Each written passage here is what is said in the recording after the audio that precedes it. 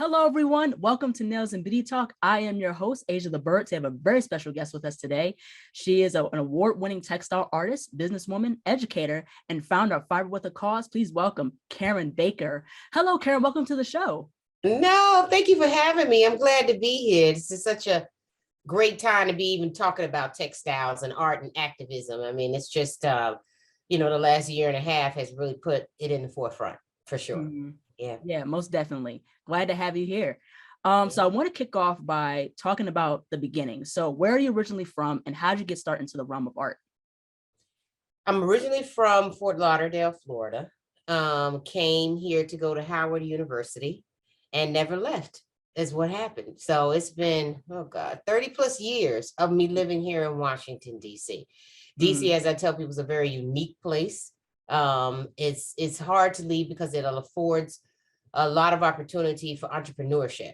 And I always knew that I wanted to own a business and got here. Didn't know that DC would be the place to do that, but it has been. Always tell people you could dream up something that you want to own, and DC Right. will allow you the space to do it, in some Mhm. capacity, in some way. And that's not everywhere that you can actually do something like that. So yeah, yeah. Oh, that's a really nice story. Now, was Mhm. there anyone that really motivated you, or was there anyone that you were really inspired by in terms of getting into textiles? That's a great question. I'll go back because I started crocheting as a teen, I guess you would say. Mhm. And my mom is the one that taught me. We're actually getting ready to do a journal called Raised by a Maker because so many people have been raised by a maker. Someone put a sewing machine or a crochet or a knitting needle or some type of maker type of tool into Mhm. your hand young, and it's something we're trying to bring back. So it was really that. And when I was at Savannah College of Art and Design, is when I had a creativity coach. Savannah had creativity coaches, and they were sending around emails. Said, does anybody want to take part? They had a couple people who were actually trying to get their certification completed, and they were like, you can actually, do this coaching session for free. And I was like, oh, absolutely, because art design school wasn't easy. It was very competitive, Mhm. community as well, but it was competitive. And so the person who was coaching me at the time, she's the one who kind of made me rediscover the textile and fiber world. I had said to her, I always enjoyed crocheting, but I had never tried knitting and I really wanted to. And so I picked up a knitting needle and started to learn. A woman taught me here in DC how to knit. And she said to me then, she was like, once you learn to knit, you're not going to crochet again. I was like, that's not possible. Well, that was what happened. So I never crocheted again after I started knitting, and so it led to weaving. And Mhm. weaving is really what made me interested in textiles. Mhm. I always had an interest again from the teen years, but didn't know that it was really could be a thriving career, Right. that people actually took part in Mhm. that way, did not see the intricate details of what Right. textile involved. So really after starting to weave was really Mhm. when I started to look back at textiles and really start to see the amount of people that were in this craft, that were really using it as a means of a career Mhm. in that space. And then fiber has always been part of it. A lot of times you hear people say textile when fiber is a huge part. They go together, Right. in a lot of ways. And so that's what led to it, and has what led me to that, and where the activism has come into it, because research has been a big part of the textile industry for me. So Mhm. Yeah, most definitely. Like for me, like I've always gotten to art. Like I was into art since I was a little kid. And I right. started getting into drawing, and then it led to doing illustrations and then nails and then the textile Mhm. stuff. So I went to Savannah College of Art and Design too. So I I majored. know. Yeah. So we are alumni. Yeah, we're alumni together, right? Right. So, I've majored in illustration. I got my BFA and then I minored in fibers. So I thought Nice. fibers was really, really cool, especially understanding surface design too. So it's not Yeah, just very working, true. yeah, not just working with like fibers, but also learning patterns, Yeah. pattern design and different materials and things like that. So who would you consider in terms of the realm of textiles or any artist? Like who are your favorite artists? Oh, wow. There are quite a few. I really took to Bisa Butler. Her work is just really amazing. She's, Mm, quilting and using the craft of quilting to really create portraits at a mm, very large scale. She's done some very beautiful work. She's reenacted a lot of old photographs of historical times of Black life and Black culture. mhm. So she's one that I really have followed quite a bit in her work.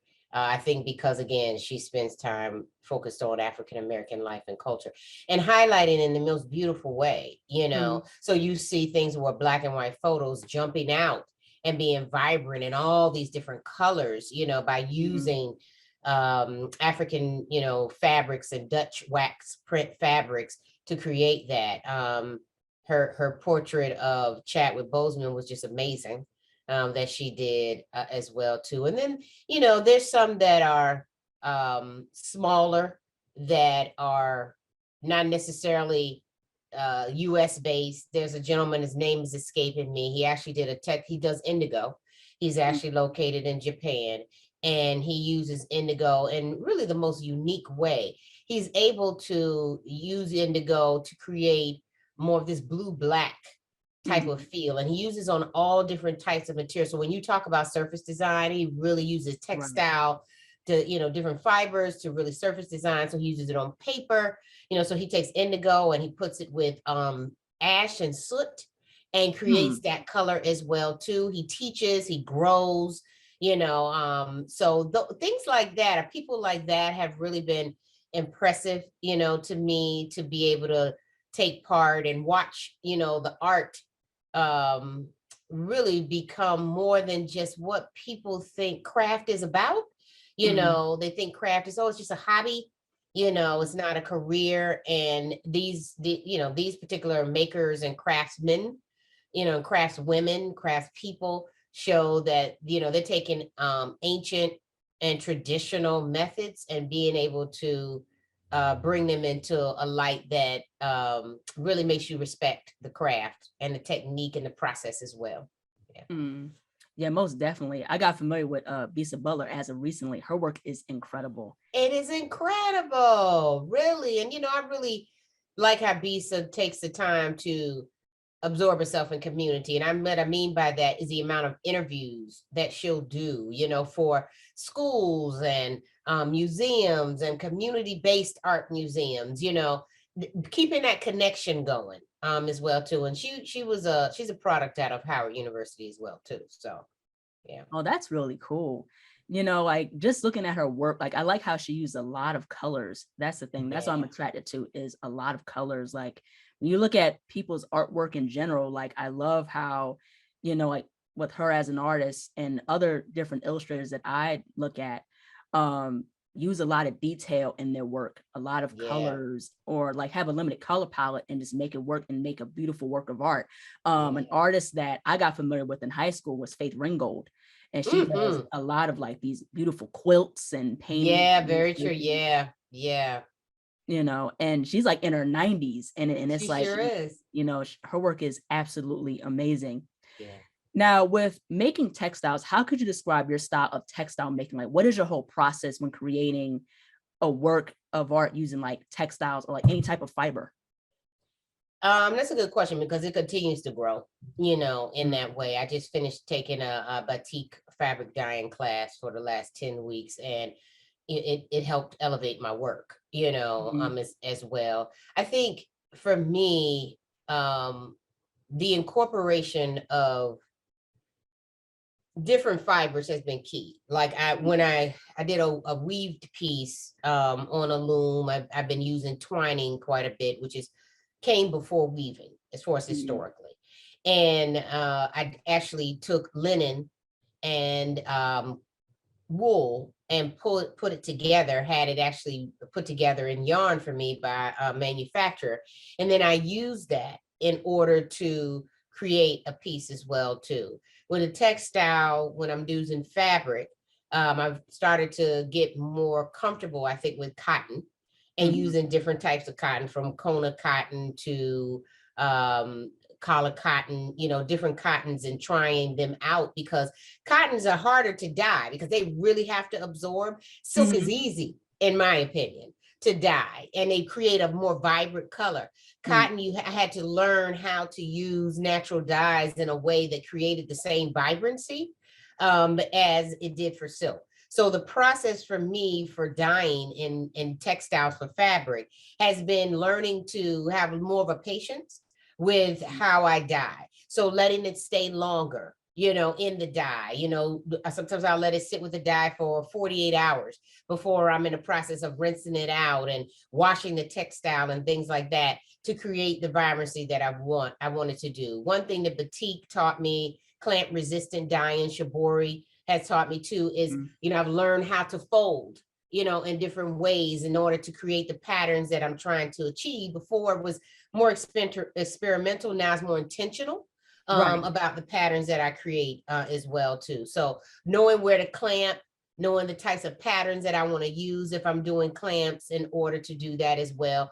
Learning to use larger pieces too, more so they were scarf type of size, and now they're larger pieces that I'm looking to mount onto canvas from textiles that I've done as well too. So yeah, it's growing, in what I'm trying to do. So I'm continuously like, okay, where's the next class, that I'm going to take in order to make sure that it grows as well too. So same with weaving. I'm now experimenting with paper and jute on a loom as well too, and seeing how that plays out. And so far so good. It's looking pretty good. That's good. But even just learning to do the selvage, the ends of it, and the direction that I need to go in order to make sure that, the selvage is clean, in that way. We had to experiment with the paper. I had the person who had taught me how to weave, I had her there with me, and we're like, okay, we can't go from the right versus the left because the way that it's folding and bending. So all of that comes into it. That keeps me fascinated, by the craft in itself, that you have to learn those type of things when you use it. So, right. Most definitely. I remember learning those different dyeing techniques, especially with dyeing with different colors and folding the fabric in different types of ways. Also felting, crocheting. Like I remember learning about those different things. I learned knotting. We learned how to use a frame loom to create a body work with different materials. And I thought that was really fun too. I think my favorite technique would be knotting, because especially when you take like fabric and you make the knots and stuff like that. And I did a rainbow jacket in college where it was nothing but knots on all over the jacket, with rainbow yarn. So that it's really cool to have these different techniques and experiment with them and see what you come up with. So that's really amazing. Now, I want to get into the historical aspect of textiles and things like that. So can you talk about how African Americans have really contributed to the realm of textiles? Like for people who aren't familiar with how African Americans have contributed to this realm of art.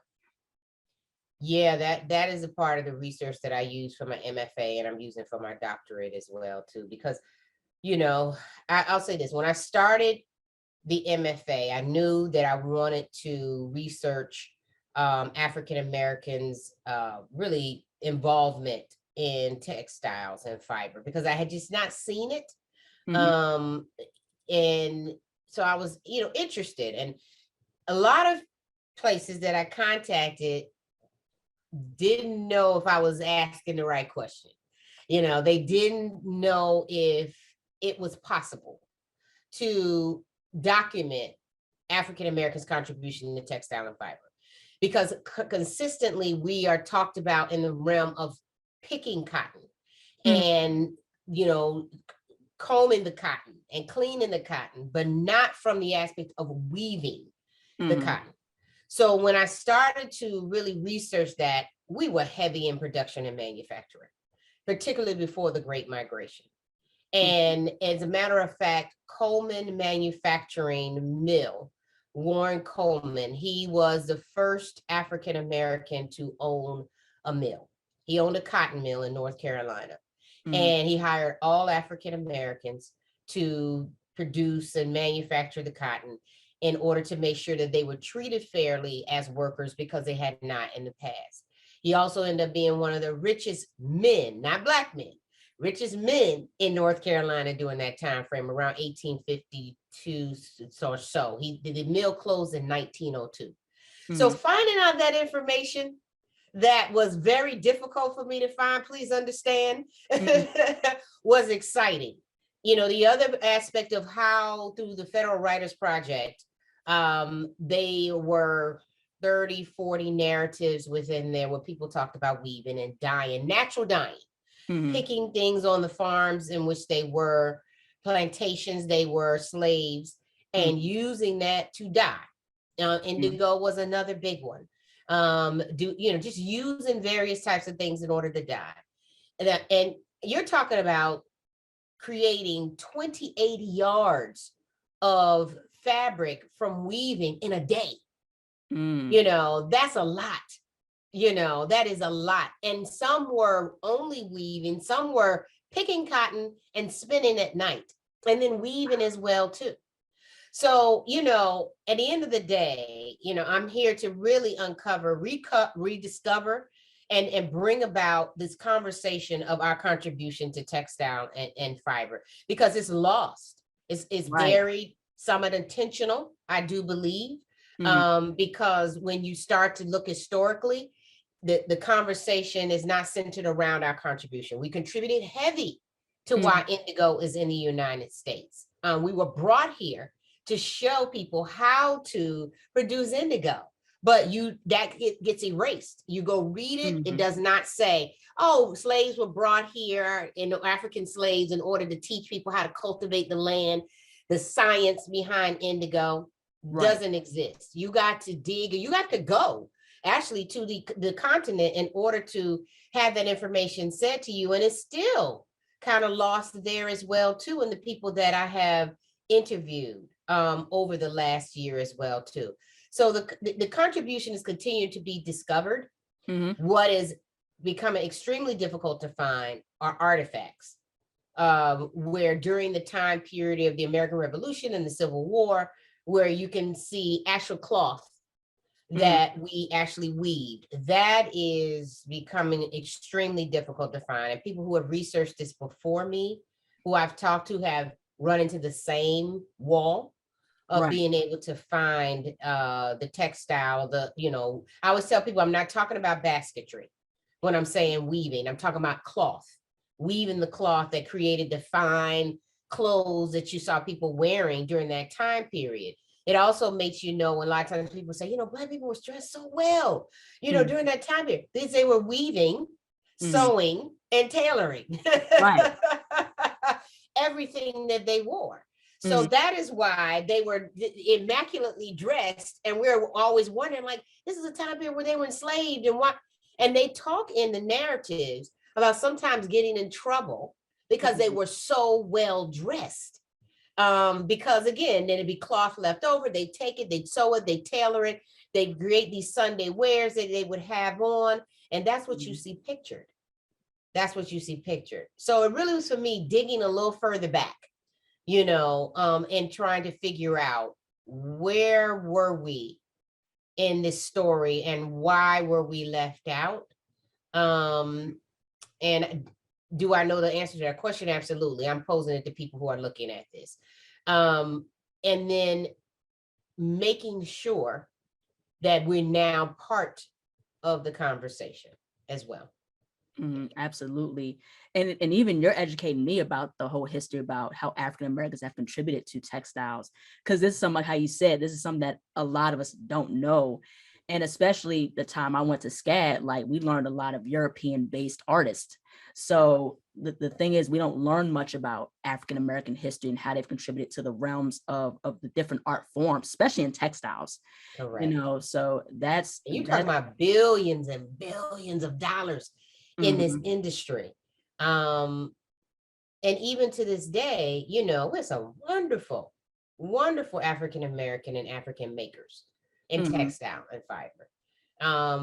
But it's still harder to find them owning a manufacturing company, them owning a mill. It's still harder to find that.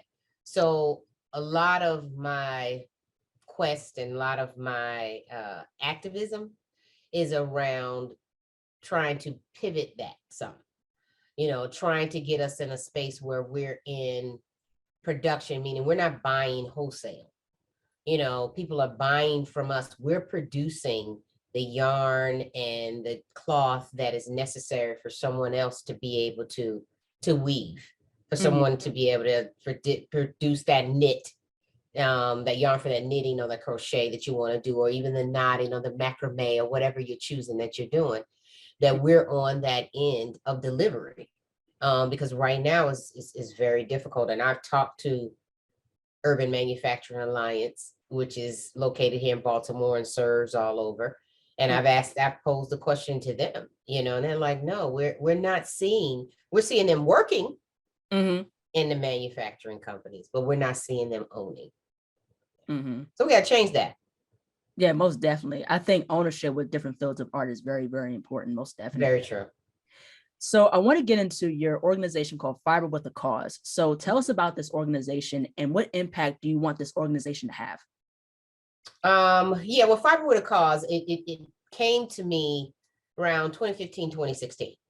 And this is when I first started getting back into knitting, and was crocheting and getting into knitting and having a lot of conversations with women particularly. I had met very few men who were in the craft, even though I knew they were. I had not met very few men in the craft, but the purpose of Fiber with a Cause is really to create this collective, and to raise the voice of the maker and the knit, crochet, surface design, textile industry, to move them past the hobby stage of what the consumer views it as, because they don't view it that way, but the consumer views it that way. And to be able to move it into a place where people see it as luxury, they see it as fine craftsmanship, they can see it as fine art, they could see it as something that they would price in those points.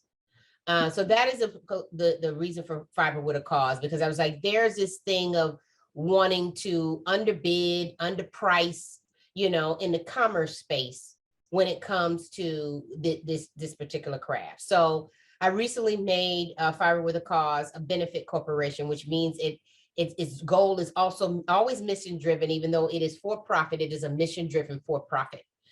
So we, want to do workshops. We want to make sure we do educational, like e-commerce, understanding labor, understanding how to price yourself, understanding if you do want to move it into a fine craftsmanship or in what they call luxury category, how do we help you do that as well? If you want to achieve ownership, of a mill or manufacturing space, which is what Fiber with a Cause accomplishes to do, we'll be able to be there to support you in that particular way. So this last year, 2021, what we did, the first thing we did was we grew indigo. We teamed up with a CSA here in DC, an urban farmer, and grew indigo. It's the first time they've grown it, first time I had grown it, did extremely well, grew so much we didn't know what to do with it at the end of the day. I mean, and the whole purpose was to give it away to artists. I want an artist who had not been able to put their hands on indigo in its natural state to be able to take it and do whatever they wanted to do with it. In that particular way. So we grew it. And like I said, it came out to be amazing. I have quite a bit of it here in my house, trying to use it itself. But that was the first step. We'll grow it again next year as well, to an actually in larger form. And then we've also talked about growing cotton as well, too. So, yeah. So it was the agricultural side of it, again, to get you into the sense of the manufacturing of it, understanding how what you use is being produced, all the way to how you sell. Yeah. Yeah, so that's Fiber with a Cause. That's great. Now you're also a mentor to different creatives of how to sell their artwork and things like that. Now, what are some tips you could provide for someone who is into textiles? How could one sell and market their artwork to the masses? There is a guy out of the UK actually in the process of doing research on how social media has been impactful to the craft industry. So when we talk about that, Instagram has been a big, big part.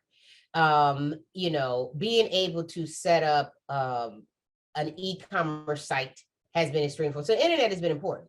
It's been a major player in making sure that people can sell as well too. You know, I always say you got to show your work. I've always had to tell myself that as well too. Show your work. I have a friend who we sound off with one another. She's in Ghana, Mm-hmm. very big on commerce. She's taking the craft. She's like, I don't need to teach people how to do this skill. They know already, but I want to teach them how to make money. So even Mm-hmm. teaching people how to really build a business, because I've been in business for myself for 28 years and then helped a lot of entrepreneurs in various industries do that. Really teaching people how to build a strong business in order to be able to be out there. So it maybe it's, you know, you selling at a market, you know, within wherever you are. Maybe it again is you setting up an e-commerce space. Maybe you're at a point where your work needs to be shown in a gallery. When we talk about someone like a Bisa Butler, you know, those points you have to figure out, you know, in that way. And really, you probably could, some people could be in all of those spaces, you know, depending on what price point you're at. So those are the things I did too. I sat amongst other craftsmen and craftspeople to really understand how pricing was working. And the good thing is people were transparent. You know, they were like, okay, you see this ring that I made, it's I no less than 365. You know, you see this so-and-so that I make, it's, you know, they were clear and transparent about it, which is good to be in a community where people are willing to share. So, you know, you want to be part of programs, if you're not, where you're able to really understand the e-commerce space or the commerce space to really understand pricing yourself properly. You know, I'll say this, I met someone who crocheted. I mean, you're talking about some beautiful work. She was here in the city and she just was not pricing herself well. And, you know, just, I mean, could whip out something in like 2-3 hours. I mean, fast on top of efficient. And she just wasn't pricing herself well. And as a result of that, it was never in her mind to use what she was so passionate about full time, because she had not priced herself to be able to be in a place where she could actually support herself or her art to support her in that place. And I, you know, we talked for a while and I told her, I said, one thing about it is the yarn that you're using. You know, the other thing about it is you're not actually looking at the time that you use as labor. You know, and you got to price the time that it takes you. When it takes you to do nails, Asia, you know, whether you turn around and did that knotted jacket, you know, the art piece I just had at Art Basel, people were like, how many hours did you take up? Oh, I know, it took me 52 hours to do this piece right here that you're looking at. That's why it's priced the way that it's priced. So, you know, things like that, understanding it when you know that you're so passionate about this and you want to turn it into a business, starting to pay attention to things like that, you know, and don't let people undermine you. Don't let them say, oh, you, well, okay, then you're not the right customer. And if you know who your customer is, you'll know that your price is right. You don't know who your customer is, then people are going to tell you anything. You're going to tell yourself anything, you know, but those are the things that you need to do for sure. For sure. Yeah, most definitely. I definitely agree. And even with me, I'm still trying to understand pricing. And especially a lot of people that I've interviewed said to charge what you're worth. And, you know, like consider the materials you use, consider like how you time, you know, like especially with nails, if you're using high quality products, you know, you're going to charge a higher amount because you're using high quality stuff. You know, so that's the thing. So most definitely I'm still understanding pricing and understanding those type of things. So that way I'm like, okay, this time I charge it and that's it. You know what I mean? So that's the thing. You have to hold to that, you know, and like I said, I sat amongst many groups, you know, to really understand what are you all doing? How are you, and how are people responding to what you're doing? You know, talking to, you know, other coaches to say, you know, I'm trying to make sure that I'm pricing my work fairly. And I really literally did not put my work out until I understood how to price it. Because I did not want to, you know, because for some consumers, you put it out there, that's what it is. You know, you try to start bringing it to where it should be. They're looking at you like, oh, you increasing your prices. When you're like, oh no, I finally figured out what that's supposed to be, you know? So it ends up being a harder task to deliver.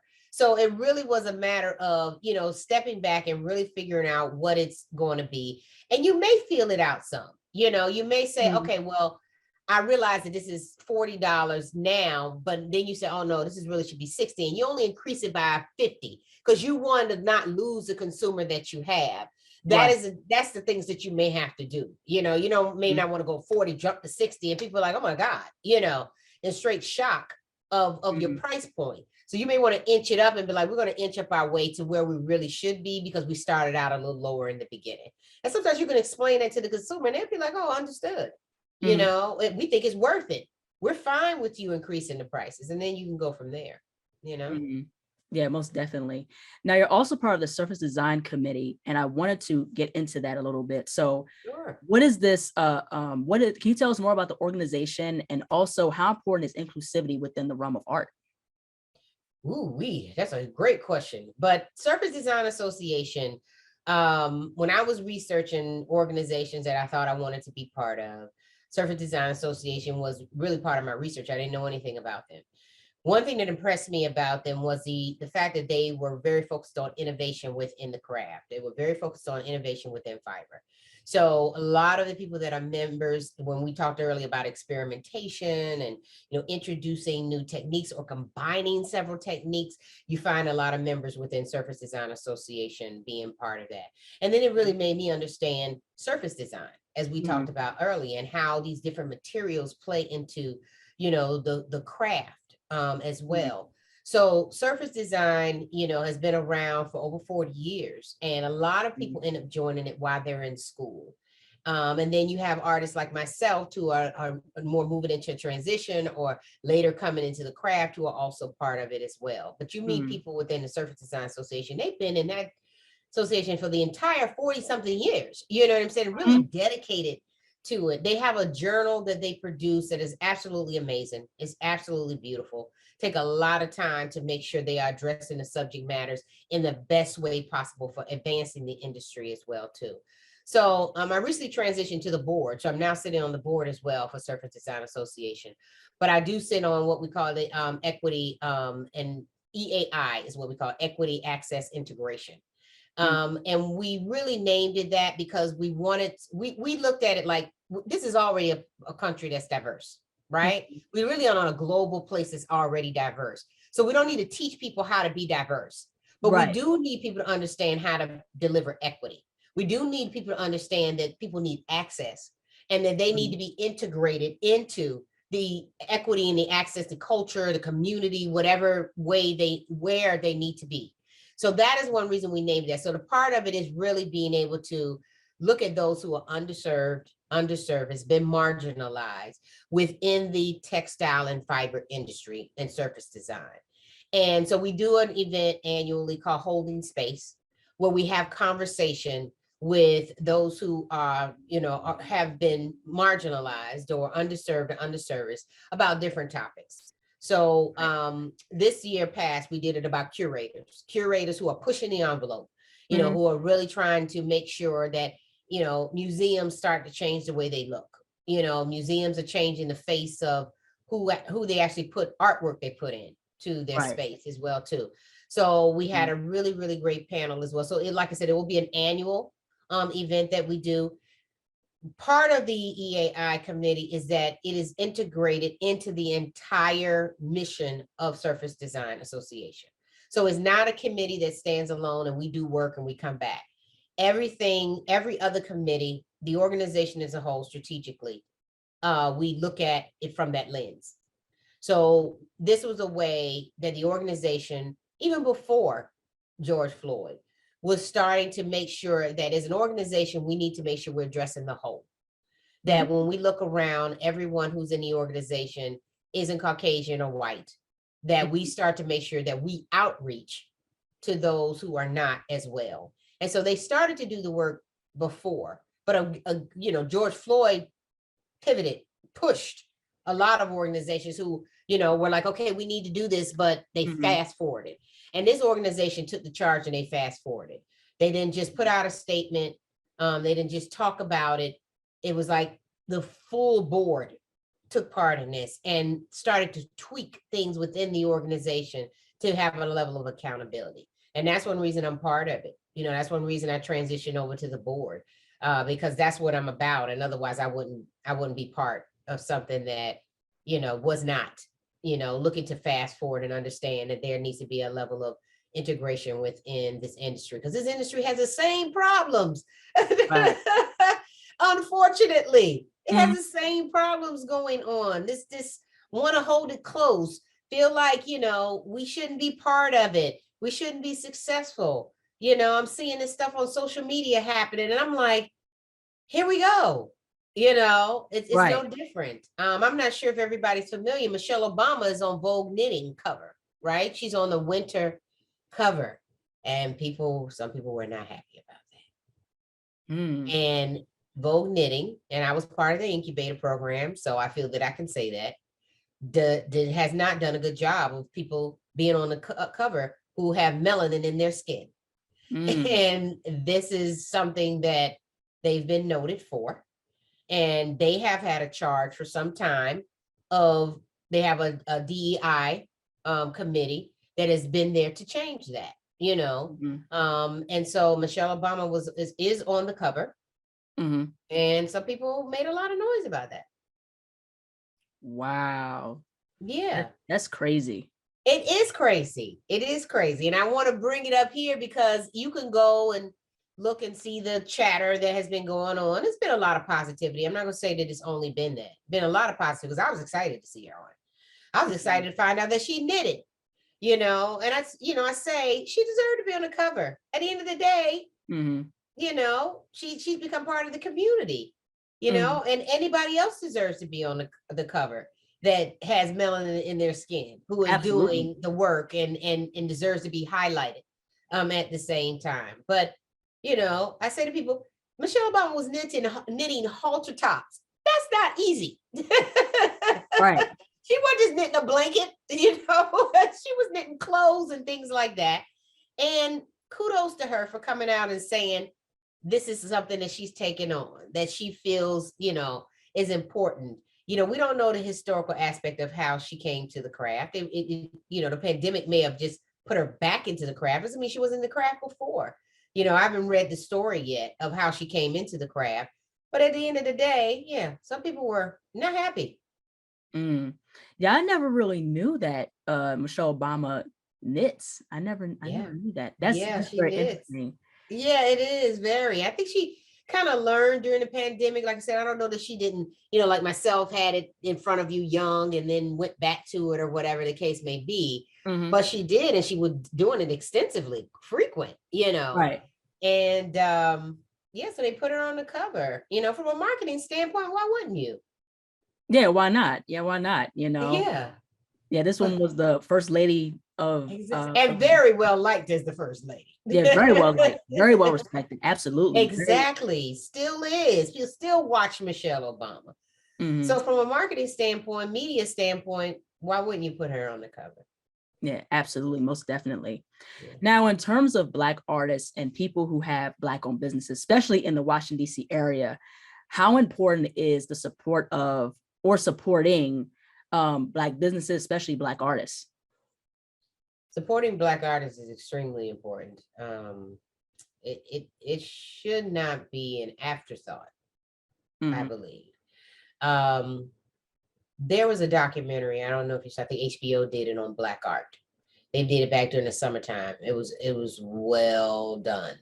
And really they went back, they went back historically and then moved forward as well to really give people some understanding, that this isn't new, this support isn't new. It's been a movement for quite some time Mhm. in Black art. It was really, the documentary is one to be proud of, and just a big celebration of Black art. Um, but unfortunately it's still, this second, third thought, for people to Mhm. support it in that way. And so I think that at the end of the day, industries have to shift in how visibility is afforded to Black artists. Mhm. More articles have to be written, more interviews need to be done, more space needs Mhm. to be allotted for Black artists, and not to narrow that in to one place. So it can be seen all over the world, in Mhm. that particular way. And it pivots to Black businesses. at the end of the day, because we're still very much underfunded. We still don't get the resources necessary, yet we thrive. So at the end of the day, don't take the thriving that we don't need it. You know what I'm saying? A level of support. So we need to be part of the conversation, that seat at the table. That's what that means. Otherwise we do continue to create our own table, in that way. So we'll create the table, but you also need to give us a seat as well too. So we can sit there and be able to bring what's necessary. And then you again, so this is the thing about innovation. You can't innovate if everybody looks like you. So you can't innovate if everybody comes from what you come from. So people have a hard time with that. They use the word innovation as this buzzword used in marketing all the time. It's just splattered over everything. So then you look at a company and you look at everybody looks like you. Everybody's come from where you come from. You're not innovating. There's no way. Now you may be redesigning, but you're not innovating because no one in the room thinks different from you. We know that's when innovation happens, right? We know when people think different, they come from different places, they got a different conversation to add, then ideas spark and something comes out of it that we've never seen. So at the end of the day, in order for people to be able to innovate, you're going to have to allow people to have a seat at this table that you want to continue to keep very close to you, very small, and not allow people to have a part in what you're doing. Otherwise, I met with a professor the other day at Savannah College of Art and Design, and he was saying he thinks one thing, in his opinion, that the U.S. is very good at innovation. And I do too. But they're also good at holding it close and keeping it like this, a closed fist, so that more people can't get in it like this. So at the end of the day, you're going to have to, when you talk about Black art, you talk about Black businesses, you're going to have to open the door in order to allow for this, because then the US actually could really do more innovation than us reading about it in different countries. And then, being like, oh, wow, so-and-so, oh, wow, that's being done, or learning about someone who is African-American late, that they've been doing this for a long time. And then all of a sudden there's light shed on and they're like, I've been doing this for 15 years, in that way. So yeah, it has to change. Yeah, most definitely. Even still, like we have to have, like how you said, a seat at the table, but also I think it's a good thing that we're also building our own table because we have we have our own platforms to really, put each other out there, and that's like with Nails and Bitty Talk, my dad encouraged me to be like, hey, you should start your own talk show. And, and that's what I want to do. That's one of my goals also, is to really put out Black artists and, and be very inclusive, because I want to hear from different perspectives and from different walks of life and get exposed to different forms of art, especially in textiles. There's so many techniques out there, ranging from color dyeing to crocheting, knitting, and there's a whole oyster of techniques, a whole plethora of things to learn. So I want this to be a platform where we can all learn about different things and just, have that sense of inclusivity within each other and support within each other. So I think that's very, very important. Absolutely. And again, we're going to create our own table. We've been doing it.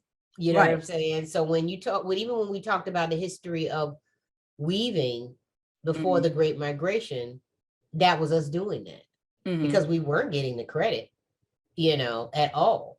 So we took what we had, what we were taught, and we expanded upon it. And 9 times out of 10, there has to be innovation there. It has to be some level of innovation there. But the credit wasn't given. So I think that's where, at the end of the day, we create the table. We're able to go here and we elevate it even more. You know what I'm saying? But it also means when we surround each other as a community, that will require that we don't need that table. You know what I'm saying? We don't need it. I don't know where we are at a point where we don't completely need it. I think we need access to certain things. And that's why people got to open up their mind, and someone have to be willing to say, I'm going to support y'all table. You know what I'm saying? Give you all that you need for your table. And we're not, and not necessarily you don't have to come over here and conform. You don't have to change. You don't have to adapt, Right. if I put you at this table, you know what Mhm. I'm saying? Because one Mhm. thing I say, when you sit at that table, you don't want to sit at that table and be something else that you're not. Mhm. You want to sit at that table and come with everything you came from the last table, and people be accepting of what you have to offer. Now, I don't know how frequently that's happening, but yeah. Yeah, that's the thing. Now, what is your whole take within the whole realm of not only within art, what's your take of art and activism coming together? Because Mhm. especially, we're in a time where it's critical, not just the pandemic, but also the things that have been happening in terms of police brutality, in terms of different things, different issues in pertaining to Black people. How important is art and activism? Like, what's your whole take on that? You know, um, it's valuable. You know what Mhm. I'm saying? It's priceless, is what I will say, to have that. The MFA that I had was in social practice, which is art and activism. Mhm. And I mean, it just was the life that I was breathing the last year. What it does is, I think for an artist who understands that they have a mission or a purpose in the work that they do, Mhm. it allows them to like drive two machines at the same time. You know what I'm Right. saying?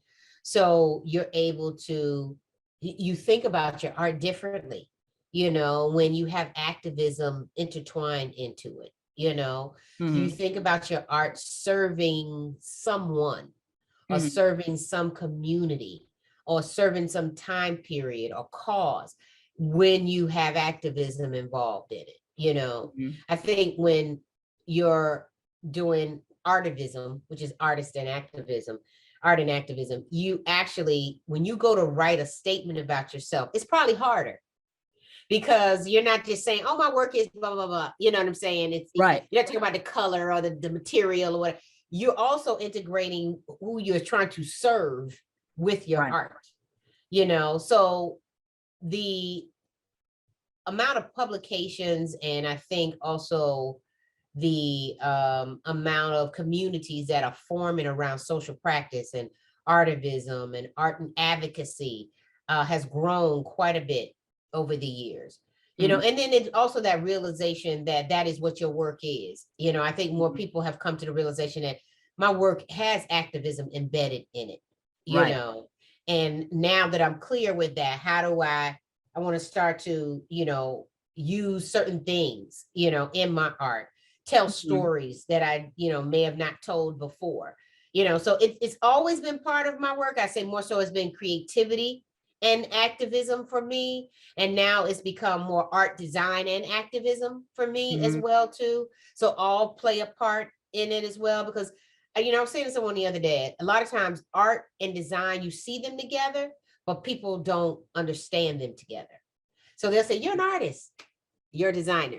But when someone says I'm an artist and a designer, people go, they kind of step back. They're like, well, how do they do Mhm. go together, and they do Right. go together well. And I look at you, Asia, as an artist and designer. You do Mhm. both, and Right. you integrate both into it, Mhm. into that in that way. And then here's the activism part of it playing into how you want to serve and give back, Mhm. through this YouTube platform, Right. as well. So I think that they're priceless, and I think the more artists and activism piece together, I think we'll push faster. Mhm. We'll push much faster. Yeah. It'll probably even support what the question you asked about supporting of Black art, you Mhm. know, because when you look historically, a lot of Black artists, African American artists, were using it as a means to say something about what was going on. Mhm. Yeah. Yeah, most definitely. Like I look at a lot of artists like, Nick Cave and Faith Mm-hmm. Ringo, many other artists that have really used their artwork to Yeah. express what's going on in the world, Yeah. especially like poets like Langston Hughes and Yeah. so many artists. It's really, really incredible, especially like how you mentioned about the George Floyd thing.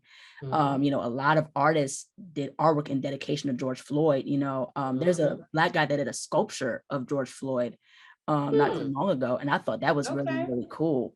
So Yeah. yeah, I really love how a lot of us as a people are really using art as a gateway to really like, hey, this is what's going on, and we don't like it. We want to see change. We want change to happen. So I think that is absolutely incredible, and especially that's why within my artwork, I want to have Black representation within my work, and have Black women with different skin tones, because I think that's very important, but also have that sense of diversity too. So I think that's Yeah. important as well as Black representation. So in terms of with textiles, like what is your whole take on the whole evolution of textiles alone, and especially considering like the technology? Yeah. Yeah, technology is it's interesting because I've been so much into the handmade handcraft side. Mm-hmm. And then going to North Carolina State where they are really pushing the technology side. It's going to be interesting for me. Because and I say that because historically I'm trying to find where we had our place, and make sure that we are accredited with it. But the technology has advanced so much in textile. Someone was talking recently about we were talking about knitting, Mm-hmm. and we were talking about crochet. Crochet was one. I interviewed someone years ago who was saying how technology had not gotten a hold of crochet yet, and how she was glad that it had not gotten, because knitting it has for sure, weaving it has for sure, but she was saying it had not gotten a hold of it yet in that particular way. Mm-hmm. And then some with natural dyeing, it hasn't totally got a hold of it as well too.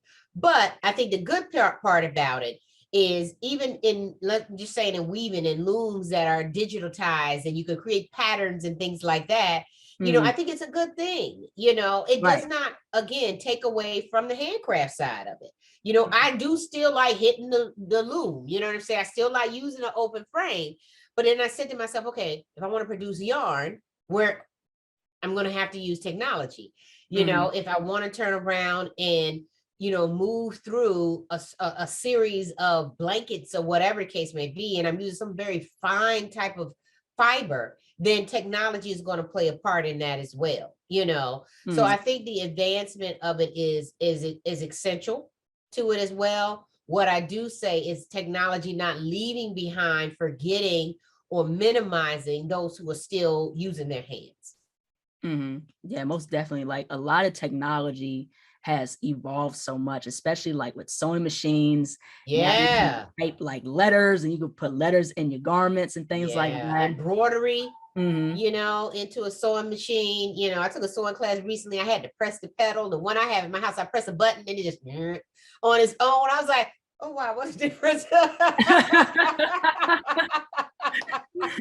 Like you don't have And to do taking their anything. Just like, classes, pressing my foot, I'm like, okay, this is more physical labor.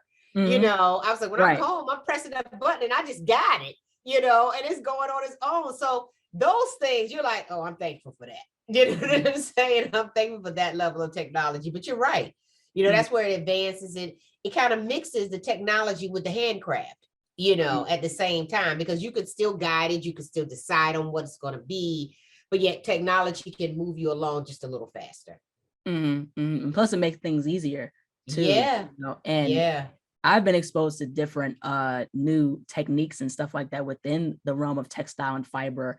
One of them that I've been looking at, especially on Instagram, is punch needle rugs. Oh, And, yeah. and I love how a lot of artists do like using yarn and to make like these beautiful, colorful rugs. I was like, wow, that's really cool. Yeah, definitely. Like you said, the advancement of it is key. It's key. And we need it. You know what I'm saying? Because particularly because history of labor Mm-hmm. has been taxing on the human, the body. And we Mm-hmm. still have that going on, where labor and slave labor, what they were viewing that way, for sure. People being under uh paid is still an issue.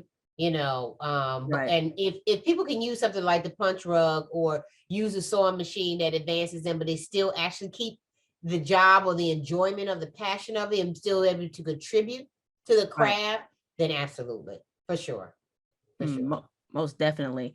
Now, in terms of someone who wants to get into the realm of art, especially within textiles and fibers, how would you, how would you guide them in terms of like, what advice would you give for them if they want to go ahead and start getting into textiles or any form of art? I think I'm a big educator. I've been a professor for over 16 years. Take a class. Take a class. Put your hands in it, is what I say. And YouTube is great, it's Mhm. wonderful.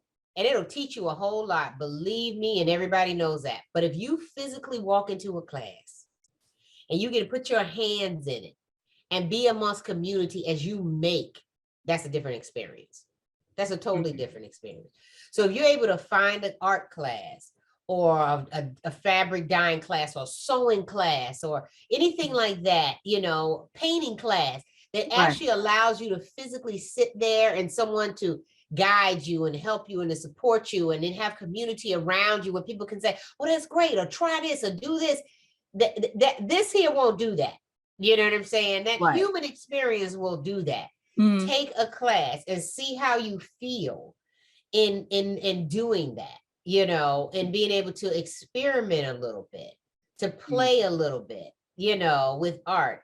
It's amazing. I mean, we need art, Right. it is essential, really. And people taking it out of schools or making it exclusive, Mhm. in how you can attend art and design school, because I have a problem with that, Mhm. making it so that people feel like, okay, I'm talented, but I can't afford it, you know, um, it shouldn't be.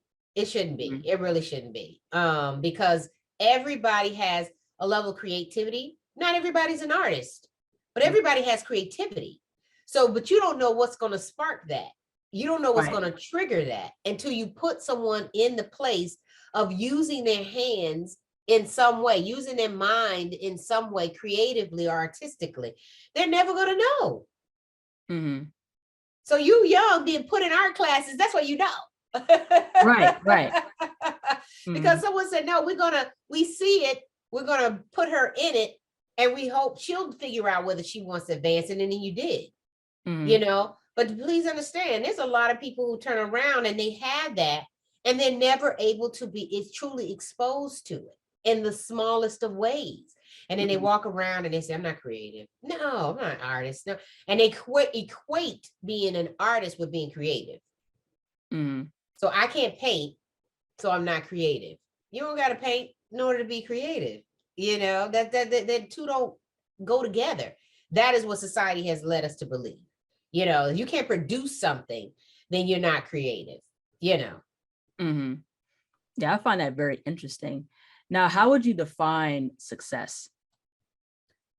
Woo. It really is what you make it. Everybody has different levels of what they want to achieve in success, and it's not always monetary. You have to figure out what that is for you, and then set that goal, and then you achieve it. Because someone's success could just be, we're just gonna take general thing, could be buying a house. It could be that I always want to own a house, and when I own a house, that's success for me. Some people could be making $1 million. Some people could be selling the work or being seen in a gallery, and that equals success for them. So it really has to be what is internally what that person sees achieving. I don't think people can really tell you. They do, but they can't tell you how to be what equates to success. Now, Mhm. what they can do is help you along the path to be successful, after you understand what equates to success for you. And then other doors may open. It may elevate more than what you actually thought you could do, Right. but you may then say, oh, I achieved this and I feel successful by achieving this. And then 5 other things come after that, Mhm. So yeah, I really think it's internal. It's a Yeah, I believe decision of the so person. too. Yeah, I believe so too, most definitely. And everybody's definition is different. And, yeah, when, you think of success, like, it's like money or like, something materialistic, but, yeah, everyone's success is different. Everyone's story yeah, is different. yeah, So, I think the main thing is, we can't compare ourselves to other people because their right, success may be totally different from, how we define success and things like that. So that's right. very, very important, is to not compare yourself to other people and just focus on your own race. I think That's that's right. very, very important. You have your own race, you have your own pace, like go at your own pace. Yeah, So everyone builds success differently. So absolutely. And you have to be okay with that. mhm, You know what I'm saying? In the world that we are in, when social media is so heavy, people have a tendency to compare mhm, themselves to another person's success. Um, if you can, try not to do that, because right. that's not your path. Mhm, So at the end of the day, you putting yourself on a path that's not meant to be your path necessarily, and you got to be on a path that's supposed to be your path. right. Most definitely. Last but not least, where can people find you on social media and how can people support Fiber with a Cause? So we have a website, which is fiberwithacause.com. And then we're on Instagram and Facebook at Fiber with a Cause. So the name is what everything is, and you can definitely support there. I think we have now a donate for Fiber with a Cause, where you can donate to it, where it would support, workshops and things like that. One thing with Fiber with a Cause, we want to keep the costs of what we do to very low to zero, first to Mhm, zero. We don't want to make the art not accessible to right. people to learn. So we first seek funding to try to make sure that people can cover, to ensure that we can make the workshops, the classes. We're looking at summer of 2022, doing a 2-week intensive weaving class with people who really want to move the craft forward into a full time. Mhm, And so we want to do that the summer of 2022. And that we're looking to make sure that it's funded so that people could come in mhm. and really be on scholarship. And again, not feel that they can't take part because finances are hindering them from learning or extending their knowledge of the craft. Mm. Well, thank you so much, Miss Karen, for This has jumping been on. great. I know this is so much fun. Thank you so much for jumping onto the show. It's a great Yeah. pleasure to meet you. I love your story and your knowledge. I think your knowledge is very important. I think progressing textiles and fiber is very, very important.